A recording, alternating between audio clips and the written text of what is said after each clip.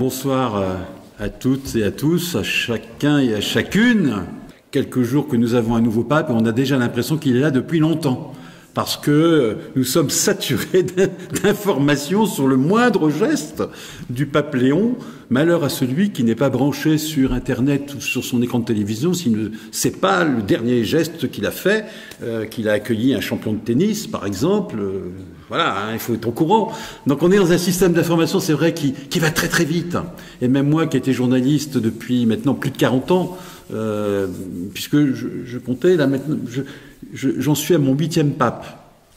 Je dirais plutôt que je suis très sensible au fait que, justement, dans le monde informationnel dans lequel nous vivons, où nous sommes invités, sollicités à réagir souvent à chaud, très vite. Ce qui me passionne, c'est de découvrir le sens profond des événements. Étant chrétien, d'une certaine manière, je dirais que j'essaie de lire les signes des temps, ce concept de Vatican II. Qu'est-ce que me dit l'histoire? Et dans cette histoire, qu'est-ce que me dit Dieu, voilà, auquel je crois? C'est ma démarche de journaliste chrétien. Et je dirais qu'en termes même de journaliste tout court, je me suis toujours fait cette obligation d'avoir cette exigence de donner sens pour mes lecteurs, mes auditeurs, mes téléspectateurs, de donner sens à l'événement. Que je leur donne les moyens d'avoir un rapport adulte, mûr, citoyen, je dirais d'une certaine manière, par rapport à l'actualité. Et ne pas seulement rester consommateur de l'information. Le pape François nous a quittés. Maintenant, il y a son successeur. Ce livre est là pour un peu nous rappeler ce qu'il a fait, son bilan, le faire aussi en termes nuancés. Il y a eu des points formidables, il y a eu des points qui ont vraiment été positifs, comme on dit. Il y a d'autres points qui sont plus critiques. Bah oui. Vous savez, un pape, c'est un homme. Hein. En plus, il est le successeur de Pierre. Moi, j'ai beaucoup d'affection pour Pierre, parce que je trouve que c'est formidable que Jésus l'ait choisi pour diriger l'Église, parce que c'est le plus balou, c'est le plus sympa aussi, mais il se trompe tout le temps, souvent, il ne comprend pas toujours. Donc, je trouve que c'est très intéressant que le pape soit le successeur de Pierre. Ça nous rappelle que c'est un être humain, que c'est un homme, et qu'il ne faut pas tout attendre de lui. C'est un guide, c'est un berger, investi d'une lourde charge. Je pense que c'est le pire métier au monde, être le pape. Vous l'êtes du matin au soir. Vous êtes vraiment le centre de gravité de plus d'1 milliard de catholiques, 1,4 milliard, et du monde entier, parce que le pape, c'est une autorité morale dans le monde. Je considère que sa marque, sa signature, son empreinte, qui va durer longtemps, et qui, à mon avis, va créer une nostalgie, longtemps, même chez ceux qui l'ont agacé, c'est son anticonformisme, sa liberté. Cet homme a été un témoin vivant qu'on pouvait être libre au XXIe siècle, même quand on est pape, même quand on vit au Vatican, dans une cage dorée. Eh bien, lui, il était libre. Alors nous, qu'est-ce qu'on attend pour être libre aussi? Et je crois que c'est le grand message du pape François. Libre spirituellement, profondément. Mais on est soi-même, on est profondément soi, on ne joue pas un rôle, on n'assume pas un pouvoir seulement hiérarchique, on est profondément soi-même. Ouais, François a bousculé l'Église. Il l'a bousculé, il a suscité des enthousiasmes, il a suscité de l'adhésion, incontestablement. Et je trouve quand même que c'est très beau qu'il ait pu démarrer son pontificat par cette scène inoubliable qui restera dans les annales de l'histoire de la papauté. Souvenez-vous, toujours le 13 mars 2013, qu'est-ce qu'il demande? Il demande au peuple, là, massé, le peuple de Rome, de prier pour lui. Extraordinaire. Et il se courbe. Vous vous souvenez, il s'incline devant le peuple qui prie pour lui. Il y a eu un moment de silence sur la place Saint-Pierre. Vous savez, les moments de silence sur la place Saint-Pierre, moi, ça fait 40 ans que je la fréquente, c'est rare. Et puis le dernier jour, le lundi de Pâques, il jette ses dernières forces, et je démarre mon livre comme ça, on n'oubliera jamais, les dernières forces de cet homme, le jour de Pâques, pardon, pour aller en papa mobile au milieu de ce peuple qu'il a tant aimé. Vous allez voir, pendant tout son pontificat, il va vous remettre en question. Il ne va pas arrêter de vous demander à devenir plus chrétien, à devenir plus évangélique, à vous remettre en cause, à changer vos manières de penser, de vivre, de croire. d'être plus proche du Christ. Enfin, voilà. Vous allez voir, il va faire ça. Mais oui, il l'a fait. Je dis souvent, c'était un pape tango. Alors, il aimait le tango. Hein. Il aimait beaucoup le tango. Le pape François était un grand danseur de tango dans sa jeunesse. Il ne s'en cachait pas. Et lors d'une conversation que j'ai eue avec lui, parce que je lui ai offert un livre qui s'appelait Tango à Rome, mon plaidoyer pour le pape François. Il me regarde, il me dit « Oh !» Je dis « Moi, mais Saint-Père, c'est normal que j'ai intitulé mon livre Tango à Rome. Vous êtes un grand danseur de tango. Tout le monde le sait à Buenos Aires. » Il éclate de rire. Il dit « Ah bah oui, c'est vrai. » Et je dis « Moi, j'ai fait ce titre parce que je veux dire par là que vous voulez faire danser l'Église au son de l'Évangile. Mais ça plaît à beaucoup de gens. Mais il y en a beaucoup d'autres qui ne comprennent pas et qui ne veulent pas danser cette danse-là parce qu'elle est trop dérangeante, elle est trop exigeante. Donc je vois bien qu'il y a des réticences. C'était en 2015, 2 ans après son élection. J'ai dit, François, très Saint-Père, vous êtes en train de créer du tango aussi dans le peuple de Dieu. Il y en a qui ne sont pas tous au même point. Et c'est là où il m'avait dit, cher ami, 3 choses il faut faire. Il faut expliquer sans arrêt aux personnes. Expliquer ce qu'on fait. Expliquer. La pédagogie. François était un très grand pédagogue. Hein. Il était professeur de psychologie, de littérature. Enfin, c'était professeur pendant 30 ans. Expliquer, quitte à répéter. Parfois ça fatigue, mais répéter. C'est-à-dire prier. Bah oui, vous priez pour vous ressourcer, pour vous donner de la force. Et puis après, il faut témoigner votre style de vie. Témoigner de la joie de l'Évangile.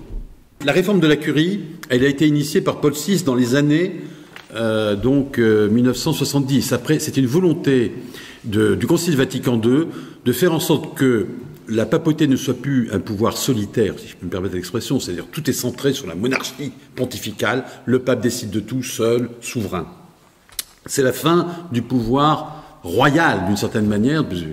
On dit souvent que le dernier pape souverain, ça a été Pie XII, pape souverain. Donc, Vatican II a voulu un pouvoir plus collégial, c'est-à-dire que les évêques participent davantage aux responsabilités partagées avec le Saint-Père, et que, également, les laïcs, le peuple de Dieu, qui, je le rappelle, le peuple de Dieu, c'est pas que les laïcs, le peuple de Dieu, c'est tout le peuple de Dieu, c'est tous les baptisés, c'est-à-dire les prêtres et les laïcs. C'est pas... Depuis un moment, on entend souvent parler du peuple de Dieu comme c'était les laïcs. Non, non, non, non. Le peuple de Dieu, quand on relit bien les textes du Concile, c'est tous les baptisés, quel que soit leur degré hiérarchique. Et donc, l'idée motrice de Vatican II, c'était ça. C'était plus de co-responsabilité, de partage des responsabilités, de participation, un mot-clé, de participation du chrétien à la vie de l'Église et surtout à l'évangélisation. À l'évangélisation, c'est le témoignage vraiment de l'évangile. Alors, les dicastères ont été réorganisés depuis Paul VI, et François a lui aussi réorganisé un certain nombre de dicastères qui sont dirigés en effet un certain nombre par des cardinaux, mais aussi donc maintenant par des hommes ou des femmes. Lui, ce qui l'intéressait, c'était vraiment d'être l'apôtre des périphéries. Mais néanmoins, la Providence aura quand même voulu que le dernier voyage qu'il fasse de son pontificat, ce soit en France, dans un département français, qu'il le veuille ou non, sacré pape François, il sera venu en France, en Corse. Et têtu comme il est, mais malgré tout, il aura fait l'honneur à la France de son dernier voyage, puisque c'est à Ajaccio qu'il est allé en décembre 2024, lors d'un colloque sur la piété populaire qui était un sujet qu'il chérissait profondément. Il disait ça, Dieu parle à travers les théologiens, Dieu parle à travers les saints, Dieu parle à travers le magistère de l'Église, la tradition de l'Église. Mais n'oubliez jamais, il parle aussi à travers les gestes simples des pauvres. Les caresses sur les statues, quand les pauvres baissent les icônes, embrassent les icônes. Ne riez pas de ça, disait le pape.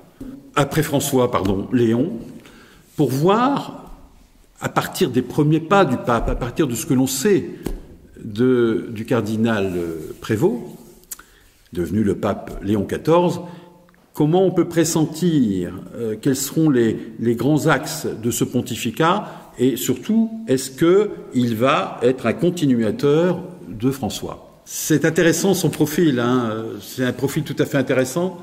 Il doit je dirais d'une certaine manière, l'accélération de son histoire personnelle grâce au pape François, parce que c'est un jeune cardinal. C'est un jeune membre de la curie, il y a que 3 ans qu'il est là. Quand même, il a été nommé cardinal il y a 2 ans, et il est pape. Bon, je vous dis, ça a été rapide, mais ça c'est typiquement la marque du pape François. C'est quelqu'un qu'il connaissait depuis longtemps. Il l'avait connu même quand il était archevêque de Buenos Aires. Et c'est le pape François qui l'avait nommé évêque d'un diocèse dans le nord du Pérou. Et il est devenu évêque dans un diocèse qui avait été géré par un évêque de l'Opus Dei, qui était assez rigide, sur une discipline assez rigide. Et le pape lui avait demandé, tu vas là-bas pour un peu mettre de l'air. Et donc il est allé là-bas, c'est un diocèse où les femmes n'avaient pas accès au chœur, par exemple. Et donc le cardinal Prévost, Monseigneur Prévost, puisqu'il était évêque, a desserré les choses, a mis de l'huile dans les rouages, a redesserré les choses, et essayer de refaire vivre le diocèse à l'heure de Vatican II, essayer de retrouver un peu de respiration et de remettre les laïcs dans le coup, qui se sentent vraiment...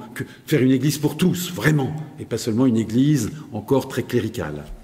Donc vous voyez, là, il y a quand même quelque chose de l'ordre de la continuité, de la filiation avec le pape François. Hein.